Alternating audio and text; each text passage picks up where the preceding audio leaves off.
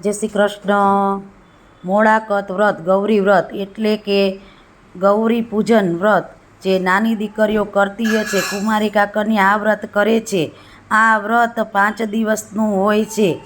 આ વ્રતમાં મોડું ખાવામાં આવે છે ને એકટાણું પણ કરવામાં આવે છે, જે પણ તે મોડું જ ખાવામાં આવે છે। આ વ્રત જેઠ માસથી લેવામાં આવે છે। જેઠ માસના 4 રવિવાર આવે છે। 4 રવિવાર મોડા અને ખાડા કરવાના હોય છે, જેમાં પહેલા રવિવાર તમે ખારું ખાવ તો બીજા રવિવારમાં મોડું ખાવામાં આવે છે, જેમાં મીઠું લેવામાં આવતું નથી ને એકટાણું કરવામાં આવે છે, મોડું ખારું।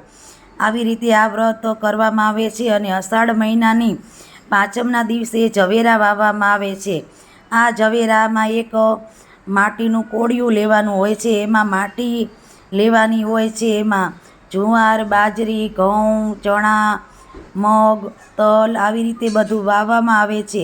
તે 11 સુધીમાં તે સરસ મજાના જવારા બની જાય છે। મોળાકૃત વિધિમાં જવારાનું પણ પૂજન કરવામાં આવે છે। સૂર્યનારાયણની સાક્ષીએ ઝવેરાની પૂજા કરવામાં આવે છે। ઝવેરાને નાગલા, ચૂંદડી અને ચાંદલો કરીને ઝવેરાની પૂજા કરવામાં આવે છે। પછી ગૌરી માતાની પૂજા કરવામાં આવે છે, જે મોળાકત વ્રત તરીકે પણ ઓળખવામાં આવે છે। મોળાકત વ્રતમાં દીકરીઓ મોડું જ ખાય છે 5 દિવસ, તેને મીઠાવાળું કે મરચાંવાળું ખવાતું નથી અને આખો દિવસ ફળાદી ખાઈને રહેતી હોય છે। અને આમાં એકટાણું પણ મોડું કરવામાં આવે છે, જે સાંજે દીકરીઓ કરતી હોય છે, જેને અનુકૂળ એમ સવારે હોય તો સવારે પણ કરી શકે છે। અને સવારમાં ગૌરી માની પૂજા કરવા આવે છે, જે ગૌરમા તરીકે દીકરીઓ પૂજા કરે છે, જેમાં અબીલ, ગલાલ, કંકુ, ચોખા, ફળ, ફળાદી, નાગરવેલના પાન બધું લઈને દીકરીઓ પૂજા કરે છે, આરતી કરે છે। અને આ વ્રત 5 દિવસનું હોય છે અને દીકરીઓ 5 વર્ષ સુધી આ વ્રત કરે છે ને પછી એનું ઉજવણું કરે છે, જેમાં નાની દીકરીઓ જે વ્રત કરતી હોય છે એને જમાડતી હોય છે વ્રત પૂરું થયા બાદ, અને પછી એને દાન દક્ષિણા ભેટ આપીને આ વ્રતની પૂર્ણાવતી કરે છે।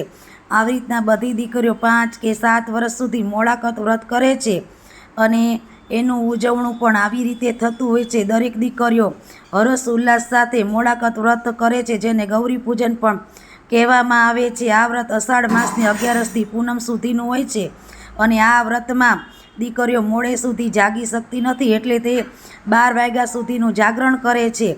અને આવી રીતે આ વ્રત, જેને મોળાકત વ્રત ગૌરી વ્રત તરીકે ઉજવવામાં આવે છે। જય શ્રી કૃષ્ણ। જો તમને મારા વિડીયો સારા લાગતા હોય તો લાઈક કરો, શેર કરો, સબસ્ક્રાઈબ કરો। જય શ્રી કૃષ્ણ।